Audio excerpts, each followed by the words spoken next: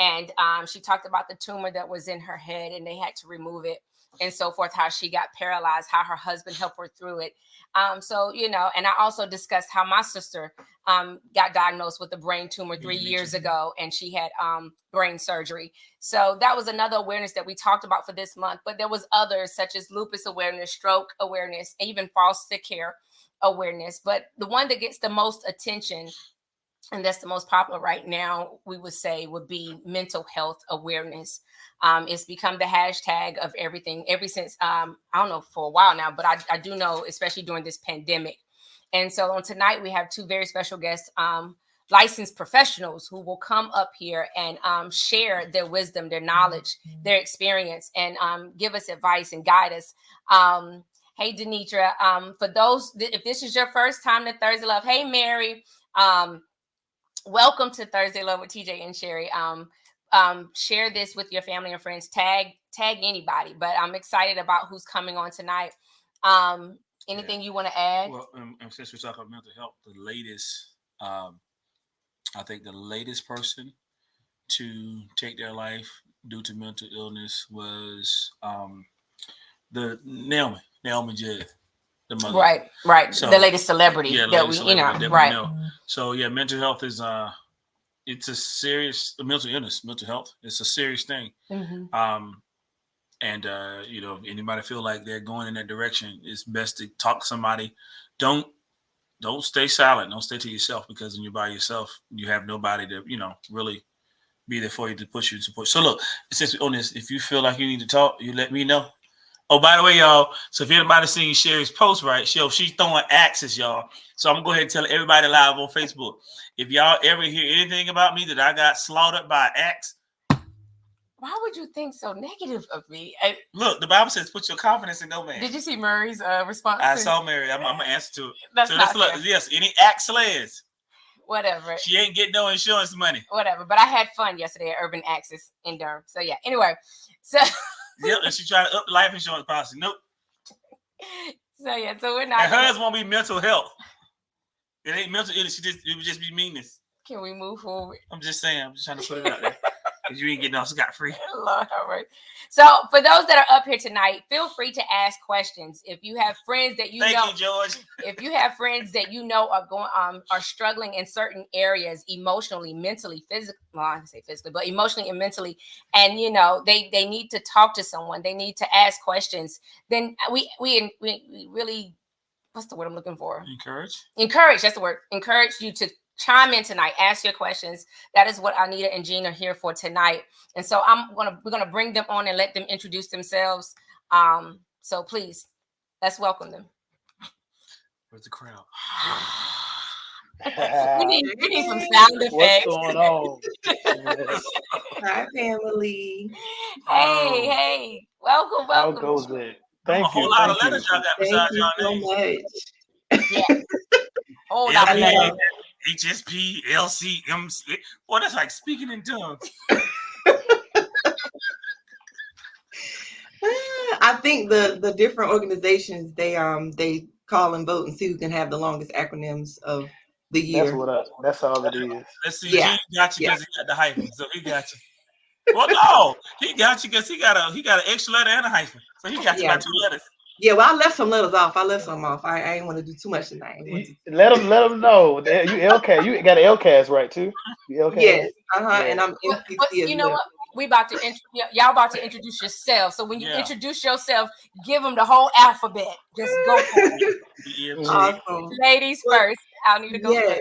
Yes. Well, thank you so much, you all, for having me tonight. I'm so excited to share and to, just be able to share something that I love and I'm passionate about.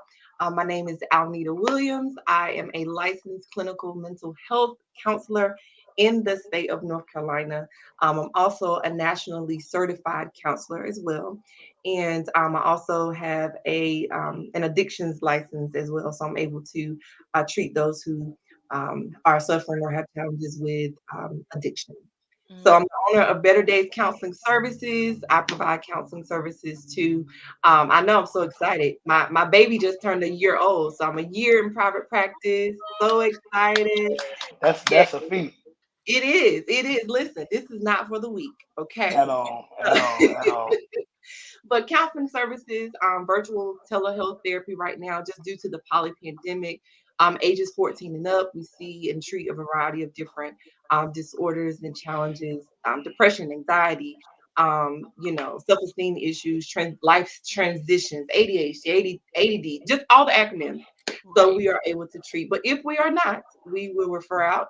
Sometimes I'll, shoot over to Gene if I need to, because he's phenomenal, and other professionals that I know in the community. So thank you again for allowing me to be here tonight to share. And I'm excited to share the platform with Gene as well.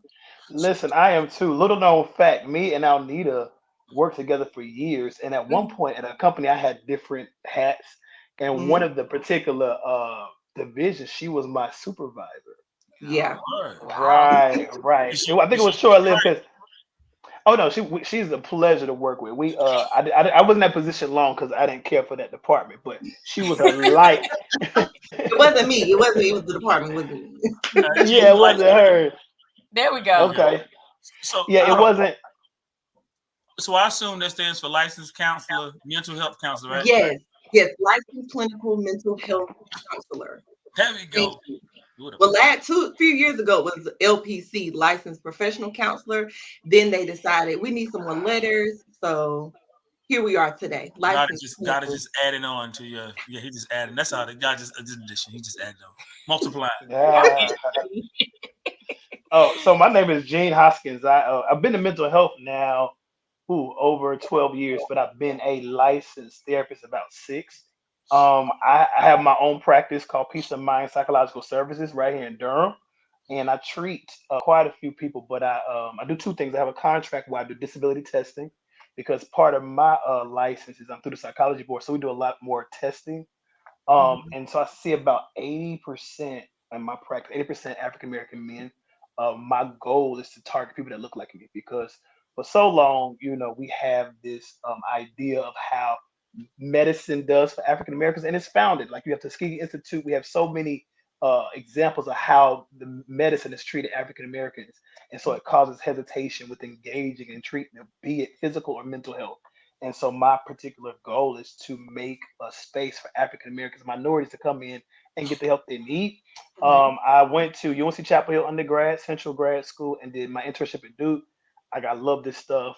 And one of my latest venture in the last 3 years has been the integration of mental health and spirituality. So I go to different churches and teach on mental health and make it applicable because we demonize a lot of different things that God has given us a power to overcome by simply talking to someone. We don't demonize diabetes or hypertension. We just put the cake down. But when it comes to matters of the mind, all of a sudden it's super spiritual. And there are such things as neurochemical, neurotransmitter imbalances. And so we're just here. People like myself and Alnita, we have been versed in, things of mental health. We're also very versed in the things of the word. So it's cool to integrate both and see how they both work to the edification of people. Well, I thought all we had to do was just pray, and God was going to do it. Yeah, and you know what? Prayer works, but I realized once I pray and cast my cares, God then gives me the ability to put some things in action, right? That's right. Faith without works is what? Okay. A lot of people faith in, but they ain't working. That's right. They are not working. Working contrary to it. Give God something to work with, people of God. Come on. So break down your letters, Gene, for everybody. Mine is licensed psychological associate health services provider. So I'm a master's level psychologist, and it's only a few states that allow it. We have extra schooling than masters, but we have less than a PhD program. So we just kind of missed that more research component, which I had that at Central. Central didn't play. They was like, if y'all gonna be black out here, y'all gonna represent us. But this is fun. I love what I do, and I get to meet cool people like Alnita. I'm not just saying it because she's on here, but she really is just a class act. And so, yeah, I'm here. Let's talk about some good stuff, y'all. Yeah, that's great. I'm glad that y'all know each other because it worked out perfectly. I knew somebody else gonna be. I was like, yeah, Gene's gonna be up there. She's like, great. I used to work with Gene. I was like, great. Yeah. She didn't tell us she used to be your boss though. It was short-lived. So just for the basics, just the first simple question. What's the difference between a mental health counselor and someone who is a psychologist or a psychiatrist, or whichever one? It was It's all psychiatrist, of Three, right? yeah, all three. they all different. So psychiatrists are actually medical doctors. So you have an OBGYN, you Mm-hmm. have pediatrician, you have a urologist. A psychiatrist is literally a medical doctor, but their specialty is mental health, and they prescribe medications. So we don't prescribe medications. None of us do. Psychiatrists do because they're actually medical doctors. So a Right. lot of times people like myself and now need to work in concert with a psychiatrist. We'll see a client, we'll assess them and say, hey, based on these symptoms, this client may be suitable for this particular kind of medication. The Mm-hmm. psychiatrist say, "Oh, I agree." Or the psychiatrist may say that may be good, but based on their medical history, that may not work. So we work in concert, right? Absolutely. Me and Alita, we just have different boards, and so based on the board you in, you have different, I guess, abilities for lack of better terms. I think that's what I want to say. And so Yes. for us, we do a lot more. We do testing and a lot of our stuff. Yeah, I guess pretty much one of the main differences is that psychologists do a lot of testing. So we do a lot of IQ Yes. testing, achievement testing Yes. for children. We diagnose autism, all those developmental disorders. You know, we determine if there is an IQ problem. We help schools with formulating IEPs, and so that's kind of what Mm-hmm. we do. Okay. Yeah. And then as a mental health counselor, I'm the person that, does the soul work. So I get to talk about some of the emotional, behavioral, or mental dysregulations or challenges that people are going through. So there is a level of assessment that I do to say, okay, hey, what's your baseline? What are the symptoms that you're experiencing now? How can we get you back to your baseline? Or how can we get you even better than your baseline, and then we develop a treatment plan and kind of work. But I'm not able to do the extensive testing as Jean does. But in a case where I think someone would need testing, I can refer to Jean, and then we can kind of work collaboratively together. Absolutely, which we've You done know, before. But and it's not too much different because you have licensed clinical social worker, counselor. mhm, It's so many different ones. So we do a lot of the same stuff. It's just different nuances that we could do based on yeah, our board. That's really all it yeah, is. yeah, Okay. Okay. Yeah, just help us simple folks. Because No, no, you're we'll see in a minute. I'm going to see a therapist, counselor, and think it's all the same. And but it's all. listen, another, we all are therapists, so that's why it's confusing, right? Because we yeah. Mm-hmm. all are considered therapists, right? Wow. So, but yeah, it's All the confusing. I get it totally. preachers, all preachers preach, but they preach differently. That's it. Right, Different oils and anointing. Praise right. Yeah, prosperity preachers, revelatory preachers. Come on, yeah. Right, they all right, preach. Exegete, right. Uh-huh. Alnita, you stated that you see 14 and above, right? Correct. The Yes, age is ma'am. 14. so she So can see you. now Yes. you know what I meant. No, I I'm said so sorry. she can see you. It might be a conflict because, I um, know you are y'all family, so, so to being a mental health counselor, does the age limit have to be at 14? Can you see children under 14? Gene Oh, like no, Oh no, no. yeah. No, Oh, you you can absolutely see. can. Yep. I mean, children as young as 3, 4. I mean, you can see them that young, but you would definitely need to have the training and specialty to be able to. Well, I would say maybe about 5 or 6, 3 or 4, maybe a little young Yeah. for. They may could It's do some hard. developmental things, mm-hmm. but that's another type of kind of therapy and training. So maybe Play 5, therapy. 6 ish. Yeah. Yeah. I don't go Um. into six. I don't go into six because at five, you need to be able to at least understand what I'm saying to you. And at five, Right. they don't really have a lot of the conceptual stuff. And so Yeah. a lot of times when they're about 5 or 6, you do something called play therapy. Yeah. And what happens is with play therapy, we realize that kids typically act out things or ideas they've seen or believe in play, right? And so when you Hmm. play with certain toys with a kid, we realize there's certain themes that we see, and from the themes we see, we then pull out what we need Mm-hmm. to work on, if that makes sense. So if a Absolutely. kid, Right. if I'm working with a young kid and he takes all his GI Joes, and we've seen this before, and maybe he's touching them inappropriately, and it's a common thing, then what is Right. that going to tell me? You know what I mean? Or if a Right. kid is Mhm. if he's constantly beating them, making them fight, then that's something we got to work on because he's probably exhibiting some kind of aggression. So now I got to ask the parents, where's that coming Hmm. Yeah, but it's up to the clinician, what their area of specialty is, what their preference is, what they feel comfortable with. And so, some people like the smaller kids, and some people like teenagers. Some people are like, I don't want to see teenagers at all. But I think you have to know your niche. You have to know what you're going to be most effective in, and go in that area. Because our job is to do no harm, and we have to be really sound in what we're capable and what we do well, and do that well, and just focus in that area. So, And be honest. If you don't do it well, send it to somebody else. yes, It's some people that come and I'll be like, okay, I think it'd be better fit for someone like Alnita or different people. Yeah. And it's okay, because at the end of the day, the goal is for them to get better. And if it's not Yes. with you, at least they get better with someone else. Mm-hmm. Mm-hmm. You're not gonna ask? Okay. He had a question. It's gone. Okay, question. So this might be left. How many times have you guys encountered and it was more so a demon versus Lord Jesus? Go ahead. Well,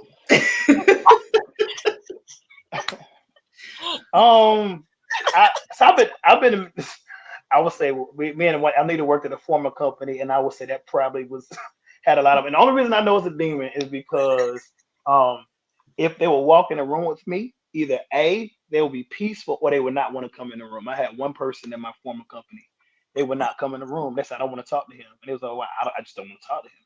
But then I had someone say, "You're a man of God, ain't you?" I was like, "Yeah." They said, "I need to go to church. It's something about you. I need that peace, right?" Mm-hmm. And so, but I just, with this conversation and mental health, I always just kind of cringe because we always go to the demonic thing, and it's just Yeah. And that's because you see it a lot in the church, man. Yeah, but we don't know. We don't know. Things are not. You know what I'm saying? Some things it's a conversation because some people had, they dealt with some tragic things in life, and they just need a simple conversation or just some simple guidance.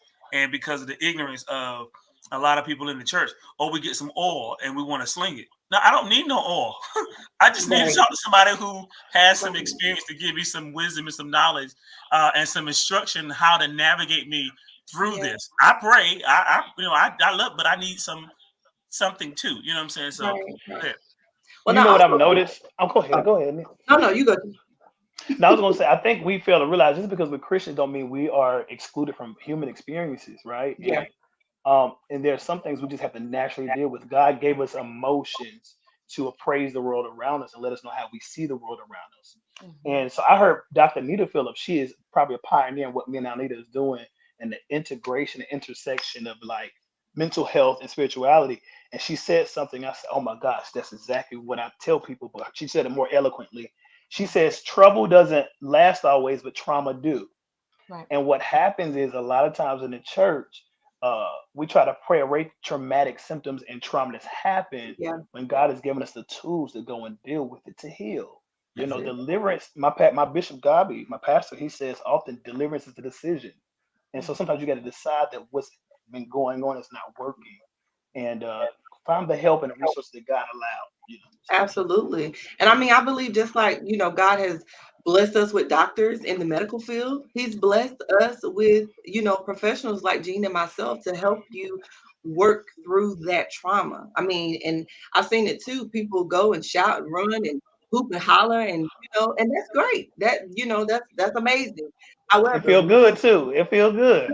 But when you finish, call us, because there's some processing, there's some unpacking, there's some unlearning some things so that you're not in the same predicament that you were in, or, so that you won't have to continue to deal with the trauma of your past or of your history. We want to help you go beyond that and grow beyond that. So, we're not saying don't give praise to God or don't glorify or don't praise him for your blessing, right? Don't not praise him in advance for your breakthrough or your healing, but there are professionals there that can actually help you do the work, because faith and shouting and praising God, you got the faith that he's going to heal you, but have the faith and put some action behind it and come see somebody so that we can help walk you through that process. Right, because some things is one thing we don't like to go through is a process. We want to just get prayer. Okay, good. I'm healed. Yeah. And when you get home, you're still crazy. Because there's a process that you got to go through, and that's what I consider it as. God is. Stay away from the word crazy. Well, thank you. See the professionals up here. Not crazy. You get home at night and you're still tormented because you need more assistance with what you're dealing with. You know, Okay. and that's what we said. Well, well, I got healed. Yeah, you do, but you still need to talk to some other people that God has gifted and anointed in this area. Because when we think about anointing, we only think about oil slinging and stuff like that. But Yeah. you have areas of, like you guys, when you are anointed to do what you're doing. You know what I'm saying? You've been gifted, you've been skilled, you've been touched by God, and oh, sorry. No, go ahead. Oh yes, but you've been anointed to do what you do. And for you guys, not only are you guys, gifted and diverse in your field, but you're also spiritual.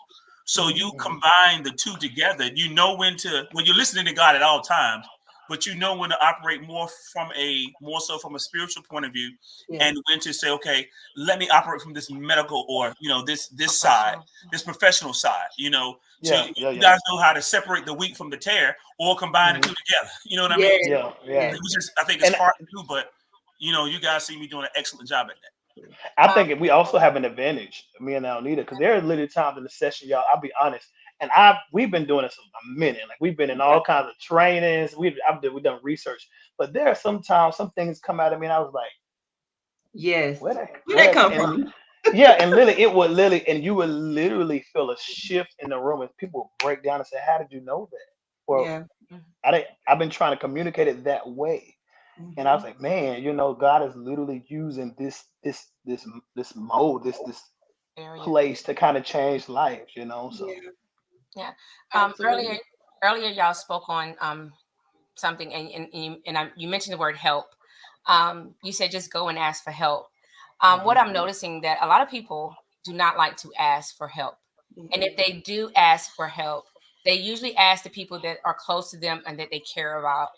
And but what happens when you ask the people that you know closely or you care about and they tell you no, or they don't respond or whatever, and then so now I shut down and I feel like rejection has taken place, but I know that there's something's not right.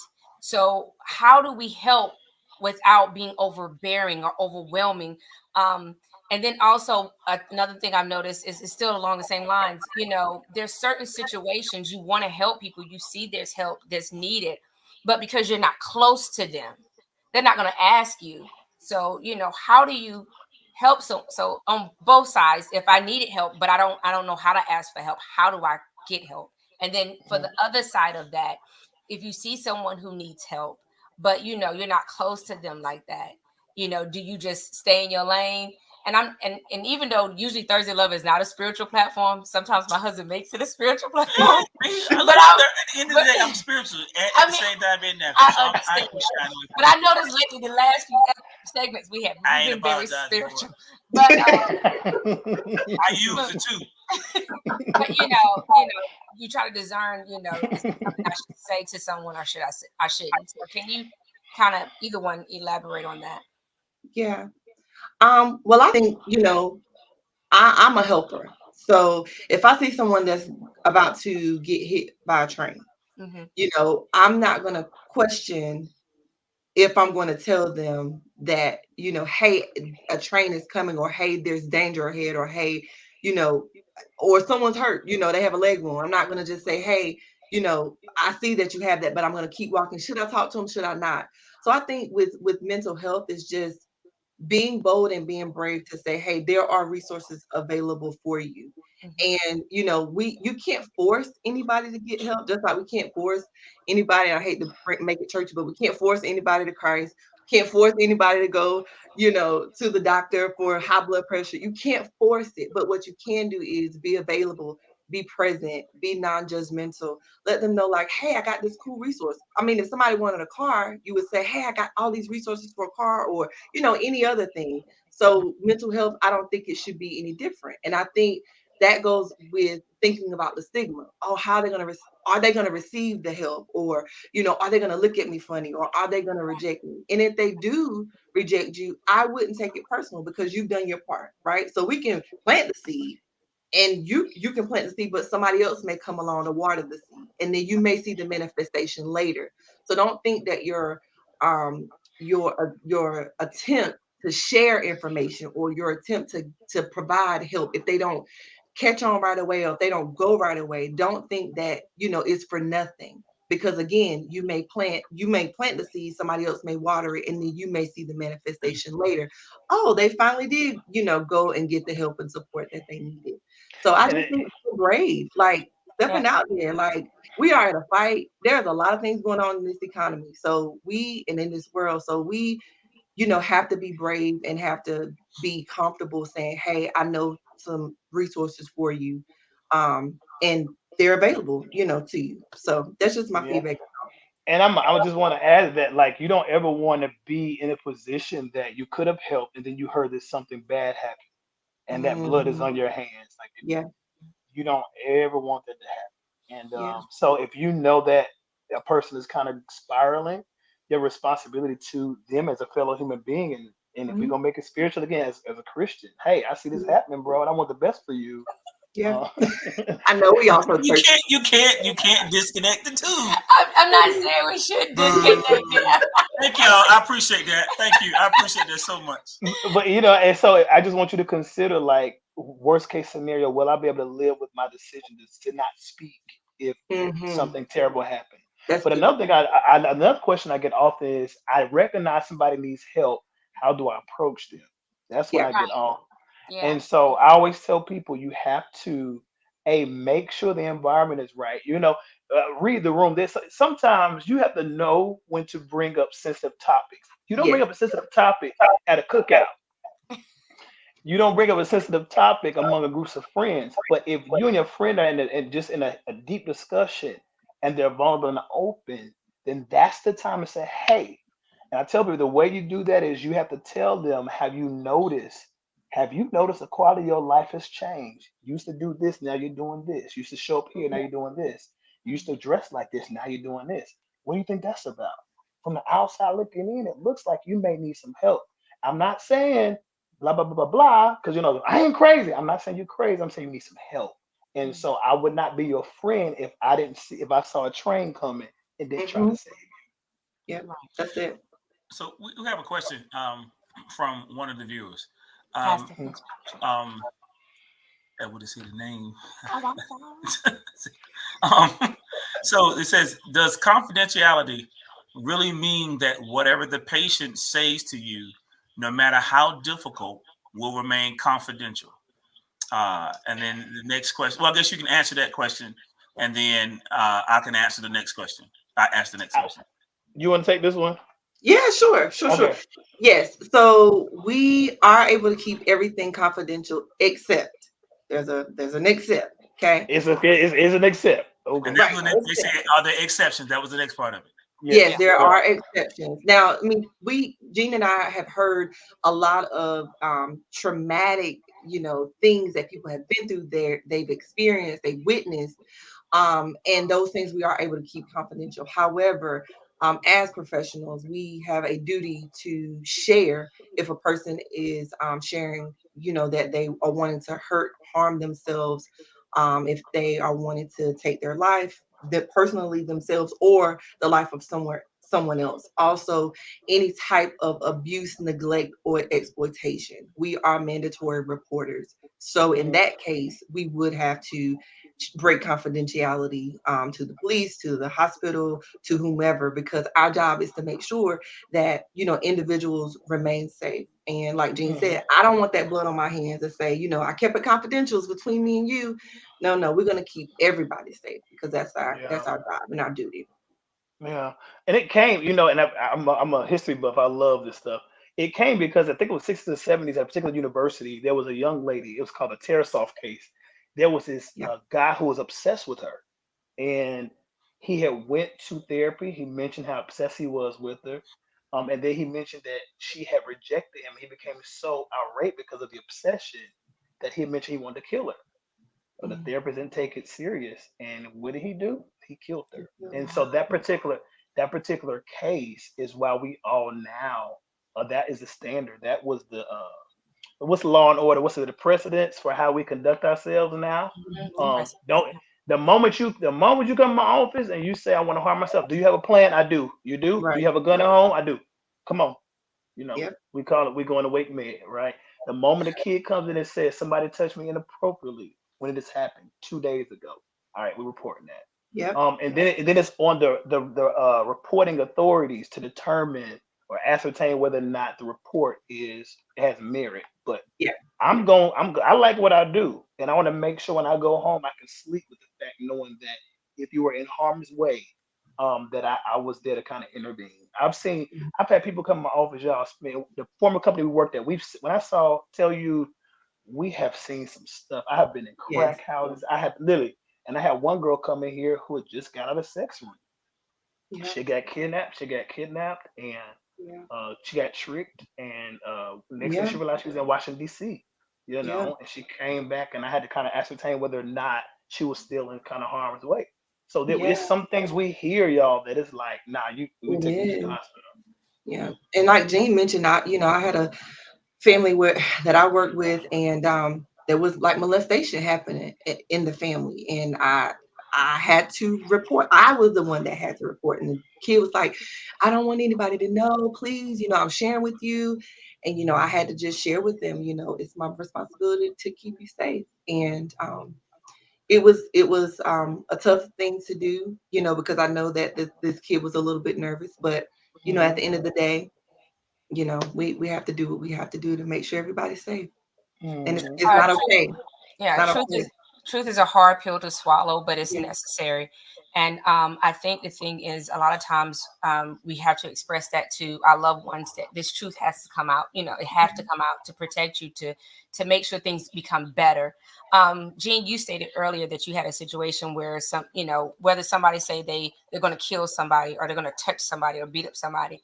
Now, I don't know if y'all are allowed to talk about this or not, but the recent shooting and Buffalo. in Buffalo, New York, they said there were warning signs, but they didn't do anything. But they were quick to say it was mental illness that that was associated Let with let's and I cannot wait till they get to court and they shoot that down, it. Okay. Yeah. Well, because they're gonna shoot it down because there's so many elements of that does not that's what I was constitute gonna say. mental insanity. Yes. Right. So if that lasts a day in court, it's actually disrespectful to everybody in the United States of America. Exactly. Yes. It's disrespectful to us, you know. And so I think it's the fact they said it's ridiculous because anytime you plan and write stuff on a gun and you intentionally Right. can look past people that look like you and shoot people that don't look like you, that's not insanity. Right. You're reasonable, right? Right. Mhm. Right. Uh, mental insanity says there's you don't have enough reasoning to function properly, thus making decisions that you would not make had you had the reasoning. Right. But if you can plan the case out the place 3 hours before, the night before, drive 3 hours back, and That then do part. what you do, Right. that's not insanity. You just evil. And he was cognizant enough to separate the races. That's what he Yes. said. Oh, I'm sorry. He apologized. If you're mentally ill, how do you know the difference between the two? Because your goal is to just take everybody out. But Right. you were cognizant enough to know who you was harming. So no, there's no, and then you claim mental ill, but you were cognizant enough to live stream it. That's not a That's sign of th- mental. that, that's what I'm saying. So Right. I know we got off. But I hate when they do that because I feel Yes, like it kind of cheapens what it really is, right? They kind of say, right, "Oh, we throw that in the pile because everybody throws it in the pile." It's like no, like right. there's some people who really are sick. Yeah. Right, and I think that's the thing that bothers me the most is when you do that. It's like some people who, well, I'm not gonna say that, but that's what bothers me because there are some people who are really, really suffering Mhm. from that, and then you throw people who just made bad decisions. You throw them in with that, and it makes it hard for those who really need the help to actually get the help that they need. Mhm. So what is it? When apple spoils the whole, yeah, y'all know what I mean. So But oh, I'm go ahead. sorry.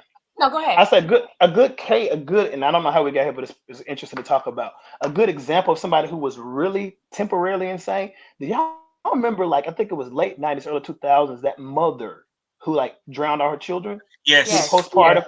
yes, That is actually mental insanity Right. because And she that's went that's against. what yeah, that's what because that was gonna be my question. Like, what are Okay, some symptoms or examples of what it looks like? What does mental illness look like? now, okay, so I want to say mental illness and like insanity are kind Insanity. of different. Okay, Yeah, go ahead. it's well, yeah. explain the Uh, insanity, and then you can do the illness. Y'all can do that.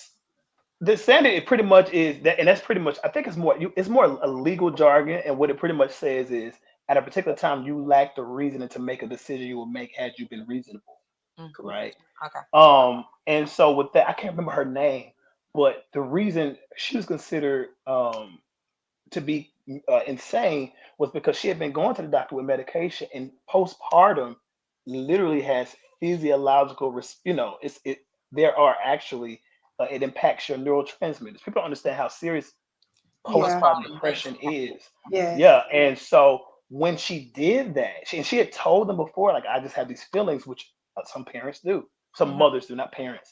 And she actually engaged in it. I Mhm. knew that I remember saying I was okay that I knew they was going to use that because actually that makes sense. Like there Right. was actually a chemical imbalance that at that time had she been regulated, it wouldn't have happened. Right. That And was so my that's that the was one of difference. our questions to ask. What do you think caused that? But you just hit that right in. Very good. Thank you. I'm trying to find the lady. Was it Susan Smith? That's I think that was her name. And Yes. even when you look at her interviews now, when you look at her interviews now, Yeah. and she's talking, you're like, oh yeah, they made the right decision. Mhm. Right. I was reading this comment. Yeah. And believe it or not, Yeah. and believe it or not, you may not. A lot of people hate this because I have this thing with serial killer documentaries because I'm interested in how they think. And This joker here, man. She watches them jump with them. Let him tell his story. I know she would. Oh my man, would they be killing folks and all that stuff? She'll look at all day long. and the thing is, like the Ted Bundys, Yeah. the John Gacy's, the Jeffrey Dahmers, they actually a lot of times constitute that because of their particular what their diagnosis lends to, right? And so it's just I just hate they're using it for this one and Dylan Roof. It's like nah, y'all, this premeditated. Right. Definitely. I Sorry, hate we got to. off. No, it's fine. I'm about to shift anyway because our time is Mhm. starting to draw near. Um. hmm? Okay, go ahead. No, go ahead. You should shift it. Y'all see what I have to deal with. Okay. All right. You don't hear her complaining. All right. Stay focused. I'm shifting a little bit. So a lot of stuff have been normalized in the past few years, in the past decade. A lot of stuff is normalized. A lot of stuff is more accepted uh, these times. And I want to touch on the LGBTQ plus community. Um, I've noticed that there are certain conversations that can be had, or that they're starting to have with our children. They're trying to have with our children about this and getting adjusted to it. Kids who are, transgender, who would like to participate in sports and stuff like that. Do y'all have any advice or tips to help parents to help their children navigate through this? For That you can those give who for free. that do not know what LGBTQ plus is, or they see it, they're aware of it, but they're like, okay, mommy, daddy, what's really going on here? How can you help parents explain this to their kids, if you could? Jen, you want to start, or I can. This I'm particular processing a topic little. is really it gets tricky. It is. Um, It Yeah. does. let me let me figure out how I want to say this. You have something on me because it can get kind of Yeah. I think I can start. I think I can start. So I think, yeah. I think the best, Professional, remember? yes, I think the best approach is honest, open communication, right? And I think allowing your children to feel safe talking about it with you. Because if you don't talk about it, their somebody social else media, will. you're right. The kids at school are going to talk about it. Social media is going to talk about it. They're going to see it. It is around us, and they're going to see it, and they're going to be exposed to it. So I would say, it's not a matter to hide from or shy away from, but a matter to talk to your kids openly about, of course, kind of gauge their age and Maturity. ability to, right, to understand, kind of what's going on with how you shared and what you share. But we all are different, we all are unique. People make certain choices and decisions to do certain things. And of course, teaching our children to respect, we are children of God, we love everyone. But be respectful, be courteous, be nice. But also that I just think the communication at home and just allowing your children a safe space if they have questions. Um, don't make it challenging for them to come and talk to you, just like any other challenging thing that parents would have to talk to their children about. You want them to come to you. You want them to feel safe talking to you so that you can share important to them, because you don't know what their friends might share. You don't know what their friends might say that would influence them to make some decisions about their sexual orientation or sexual preference or gender identity. I mean, it's the LGBTQIA plus topic and community is complex, and so it's not you know something that we could just throw a quick fix, like do check box 1, 2, 3, and 4. It's yeah. I feel So like it changes almost every day, yeah, and not in a bad way. It's just changing and morphing. It's so funny. It's not funny. What I'm about to say is funny because the generation, like our parents' generation, they're like 50s, 60s. Mm-hmm. When they come in, like we now have to ask certain questions, like yeah, what's your preferred pronoun? What yes, do you mean? I said, yeah, you want to be called he? I mean, he, him, his, she, her, her. I'm a boy. I said, I understand that. I said, but I'm a we have man. we have to right, we have to ask these questions now because yeah, there's just a sensitivity to some of these things we just have to have. yeah, Now what I do, I tell parents all the time, like kids are socialized from 1 to 18. We're socialized how to interact with people, to learn the world around us. And what we don't learn from our parents, mhm, somebody else is going to teach us. And yep, you can't control how what they teach them. And so it's best for you to get in front of that bus That's what I and was Mm-hmm. gonna slow it down and mhm, kind of give them, real information. Now, this is what yeah, I'm noticing too, and this is a topic, and then we may I gotta kind of say it, and we might kind of get away from it. Yeah. If your child is dealing with that, especially as believers, um, just be honest and open, let them come to you, and y'all worked it out together. But I see a lot of believers that disown their children, and yeah, it's that's a whole nother situation. Yeah. yeah. And That's it's another. like it's like if your parents disown you, what kind of message that sent into the person Yeah. about the world, and so that's a whole different thing. I feel like that opens a can of worms, but that's all I'm gonna say. But Well, no, it's a truth, and it's to me, and we don't have the time, but it's a topic that needs to be discussed because for the one that raised me, the one that I look up to, the one that has nurtured me, fed me, clothed me, what I'm saying, is now rejecting me. Rejection is one of the worst yeah, things I can feel, whether even if it is with the LGBT, if I'm feeling certain way, with my sexual identity versus just want to play a sport and they say no, and Right. if you do that, I'm going to disown you. It hurts. yeah, And it causes a certain trauma that that you do have to process through. right. But you are right, especially about the pronouns, because I am even struggling myself with the pronouns. I'm not used to it. I started a new job back in last August, and Hallelujah. Thank you, Jesus. they're huge on uh, uh, DEI, diversity, equity, and inclusion. We just hired a justice, equity, diversity, inclusion manager. So we call it the Jedi manager. And we have an association there that, it's against racism. And so they have the pronouns, and we've done the workshops, the hours, the trainings. And I'm like, I'm still trying to process he and she. I said, now I have to call you, because there are certain ones at my job. I have to call them they or them. They and Mhm. that's it. Yeah, Yeah, and it's like I have to be like, oh, I'm sorry, didn't mean it. And so my thing is, and this Right. is what I say to LGBTQAI plus population: have grace with people who's trying. It's like yes, a medical I feel young like lady. some, you know, yeah, have grace with people that are trying, because some people are really trying. Now, people just Yes. being, hateful, and you say, but if you people have are to take trying, wisdom. have grace. This is new for a lot of people. It Yeah, Right. is. It Because is. you're yeah, talking about years of education where they is multiple, not one. Yeah. Middle It's school, multiple elementary people. school. You know what I'm saying? So now I gotta change my mind, transform my mind to say The that whole they is course. singular because I'm talking to you. yeah, And that's hard. And what And I you, feel and like you, I'm sorry. you're like, great. No, and people still, and we know that because we do it. People still understand that gender and sex are different. yep, Like your Right. biological sex and gender are two different things. That's why mhm, people are confused.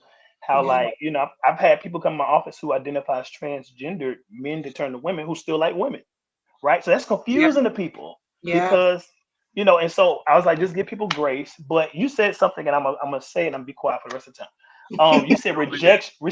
You said rejection is, pretty harsh.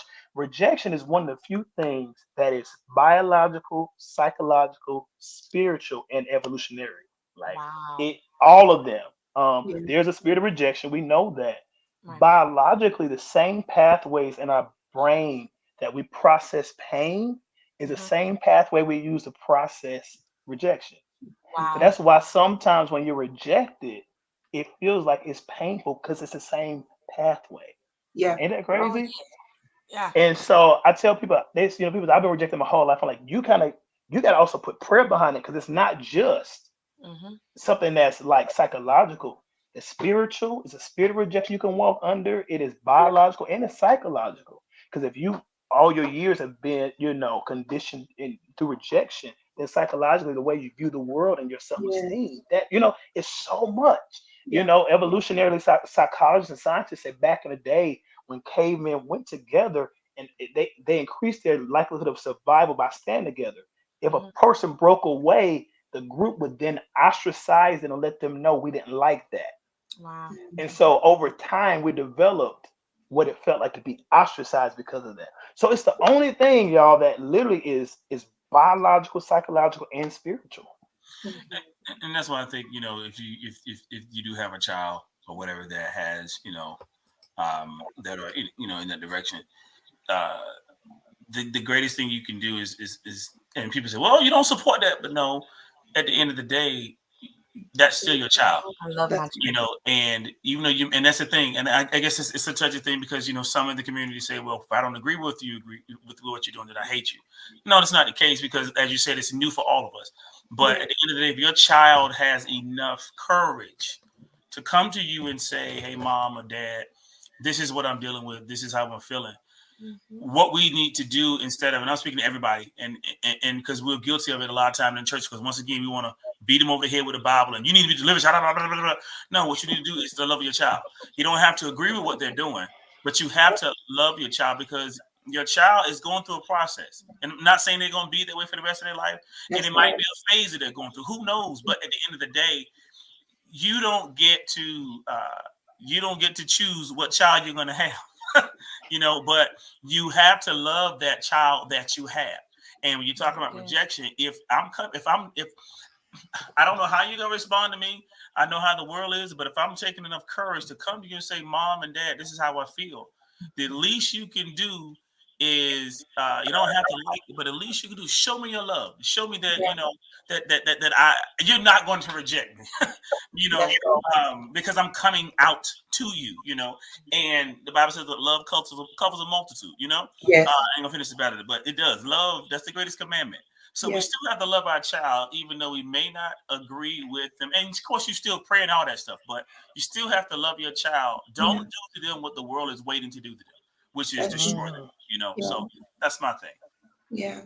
And Pastor TJ, I like what you said that, just that sometimes people are going through a transition. And just because they have these feelings now, it doesn't necessarily mean that they will have these feelings forever. And love does cover, and love is an action word. And, I think continuing to be a support, continue to be someone that they can process things with, continue to be the person that can help them navigate through life. Don't say, well, I love you and not show it. Continue to be the parent and to be a sounding board and support person for your child, because there's, like you said, they're still your child. Yeah, So anyway, I've There's said so my piece. there's so many things that we would love to talk about, because I can't but we choose. can't. I I can't choose. I know, and there's so much I want to talk about. I'm But still. I'm a pin this last question, know. and then after that, if you feel free, you want to add certain things that you might feel like are very important to discuss or just hit on or to let people know, please do share. The last thing is, these last couple of generations, we have experienced our first pandemic. And this pandemic has brought about a lot of transitions and changes that some of us are blessed from. It helped us grow and become better. But for some, it made us aware of a lot of things. We see different things. Um, but mentally, it kind of shut some of us down.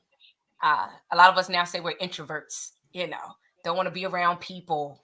You know, I don't want to be out. I even have certain people that I don't want to be around you. and certain people I work with. They like they don't even want to come back to the office. Like people don't even want to come back to the office now that they don't work from home. Like I don't want to be around people. But we also are in the middle of a war. Well, we're not in the middle of a war, but there is a war going on, and there are talks of recession in the next year. There, you know, and of course we've gone through our culture, our community have gone through racism and the attack. Yeah, still going through it. The attacks on our culture and our people getting shot and killed in broad daylight. All these things are going on. I mean, mothers don't have any formula for their babies, and that's a struggle. You know, what advice could you give someone that are going through these type of things? Because what we do is we see all this that's going on in the world and we develop a fear. We don't want to live, we don't want to go forward, we scared to go out our door, or we scared to talk about certain things. Like a fear comes out of nowhere. How do we take all that is going on and still move forward, still live life? Because fear is, to some people, is very real, and they will literally shut off. I'm not going, I'm not doing that, I'm not, and they're very adamant, and you can see the anxiety that comes from it. So how could you help someone, or what advice would you give to help with all that is going on right now? One thing? Okay, yeah. One thing I would say is I want to be very, very clear, and I've been saying this for the last 2.5, 3 years. What we all have experienced is a collective trauma. So whether or not, the blessing for a lot of mental health therapists that we kind of thrived in the pandemic, right? But that doesn't negate the fact that it was traumatic. We started out the year in January 2020 with people, and the end of the year, the same people wasn't at our dinner table. That's hard, right? Yeah. Some of us were afflicted with COVID-19. I was one of the first cases in North Carolina. Yes, you were. And Not so for the there's faint of so heart. much.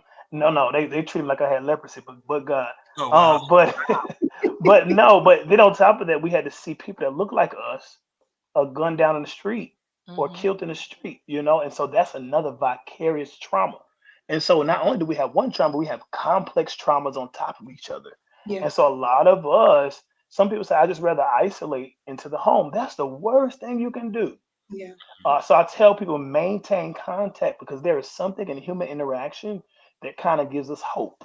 But the moment Absolutely. you isolate yourself, you're then isolated with your thoughts and feelings. You have nobody to bounce them off, right? You ever seen a friend have a bad day and you say, hey, I'm dropping what I'm doing and we're going to hang out because I'm pulling you out of that. Right. Maintain contact so people can pull you out of some of that stuff because if you continue to wallow in it, it's going to get you. We notice an increase, of course, in suicidality. We Yeah. notice an increase in substance use. We also notice an Yes. increase in domestic violence because now Yeah. people were at home with their abusers, right? So there was so much that was happening in the pandemic. And researchers say we're going to see the effects of this pandemic for years to come. Yeah. Wow.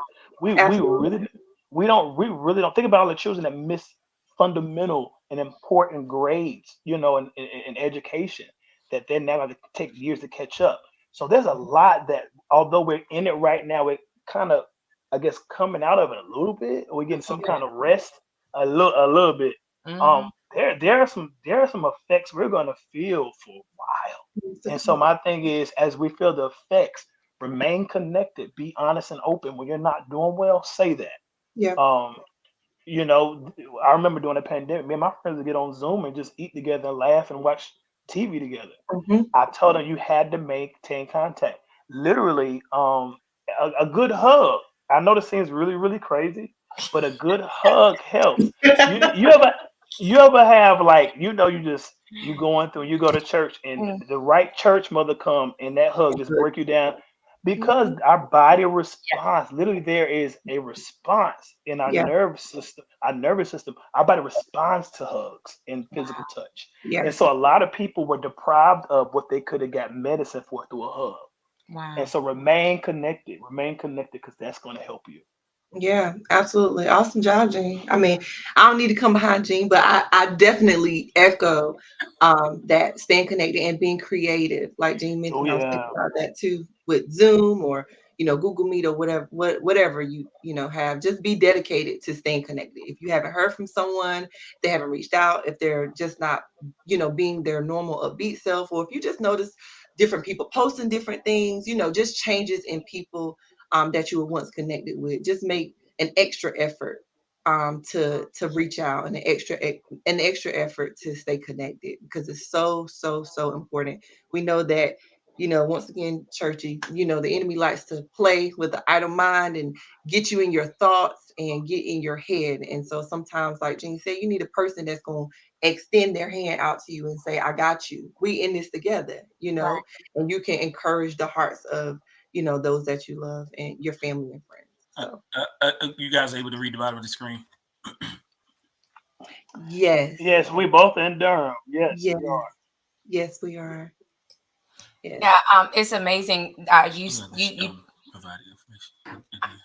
yes. Okay. Um, We'll get you, Mary. I'm sorry. It just brought up another, because there are a lot of people saying they're alone, Yeah. because it brought up all this stuff is brought about like loneliness, and they Yeah. have people around them, but they still feel alone. Mhm. Very I, possible. Yeah. yeah. It is. It is very possible. I mean, in most of our minds, we don't think that's possible, but it is. Um, Mhm. because I think it's like a compartmental place, but it is possible to do that, which is the reason to me why a lot of people, and some people have great families, some people have great support systems, and so forth and so on, but they still commit suicide. Mm-hmm. Because in their minds they're alone. Even though they Mm-hmm. got all this stuff around them, but I do think it's definitely, and I think that's why they really call it mental. Because it's all about how you. I believe, and you guys can correct me because you guys are licensed in this stuff. It's all about how you think. So how you perceive. What's going on and what's being done and so forth and so on. You guys can correct me if I'm wrong. No, no, I'm a firm believer. Literally, the mantra from my company, Peace of Mind, is whole thoughts, whole mind, whole person. Because I believe that once you kind of tag how a person is thinking through, my favorite modality is CBT, cognitive behavioral therapy.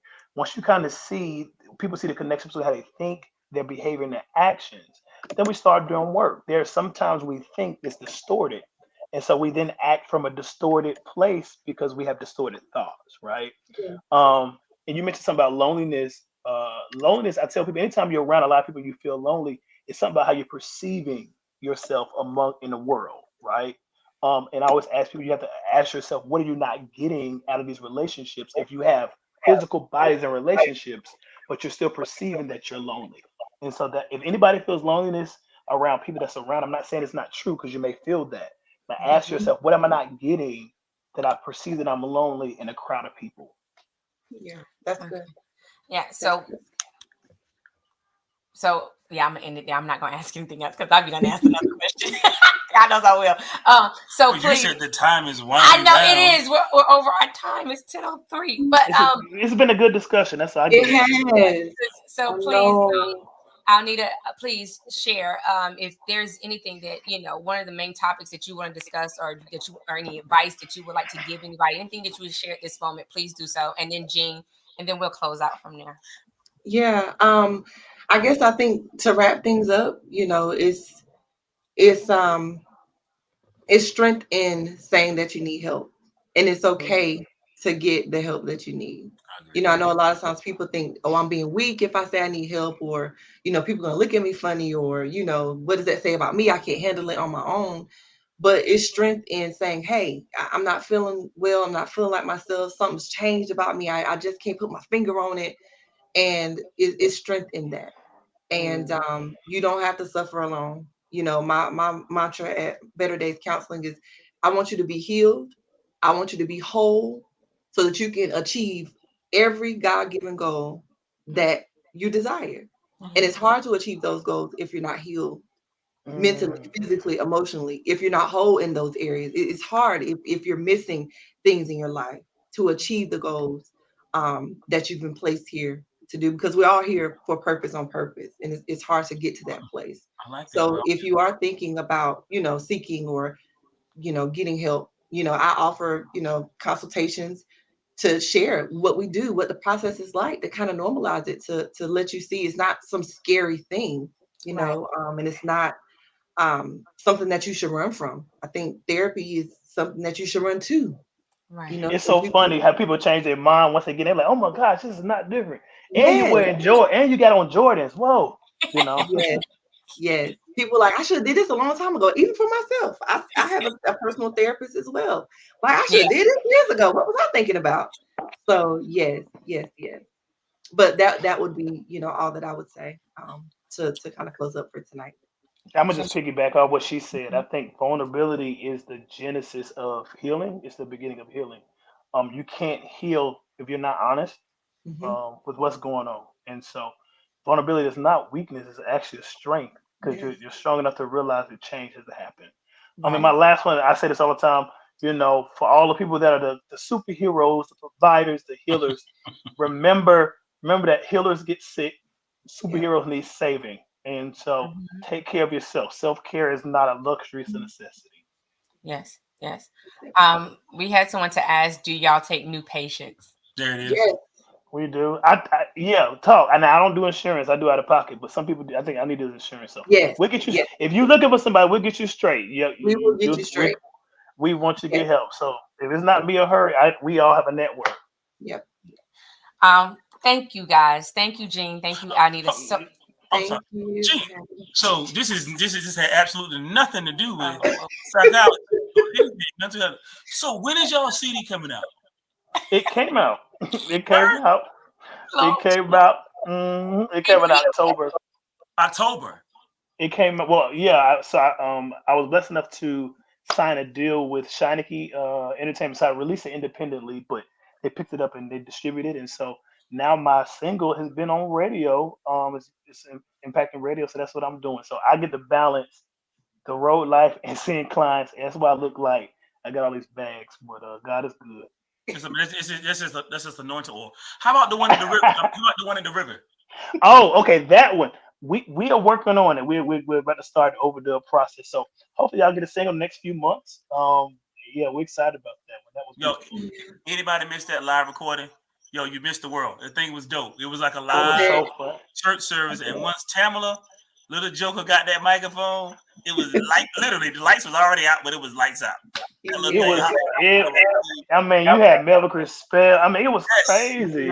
It was his stuff was crazy. so clean. Like Yeah. he was real. The whole thing, man. The whole production, all the songs, it was phenomenal, man. This is Appreciate mental. it. We're talking. This still with mental health. Music is It music. is. that's Listen, right. That's right. music is therapy, medicine for my soul. Yes. Yes. Well, we over at One Love, Jean, we would love to support you guys at the river. So just keep me posted and let me know Sure, when for the CD is sure. released. Your pastors were supporting you, Alnita. Yes, Pastor John Fitzpatrick Jr. Is he on? Was he on? I Yes. don't know about them, but I know both of them was on earlier. Yeah, both And of them Elder were Paul. early, and they asked their questions. Yep, they Oh, did. perfect. Yeah, they Awesome. did. So once again, thank you guys for coming on. I hope everybody enjoyed tonight's segment. I hope everybody learned something because I know I did. Did you? I did. I did. Okay. Once again, Jean Hoskins and Anita, they're both here in Durham, so please Yes. look them up. We do this as our pastor said, our apostle said, we do it better when we do it together. We need each other to get through this. I need you. Oh Lord, I was literally just saying the same song in my head. Yeah, me too. I'm just admitting. Really? Everybody have a great weekend. Be safe. We love you guys. Move. We love you guys. Yes, love you guys so much. And be Take blessed. care. Take care, y'all. Be blessed.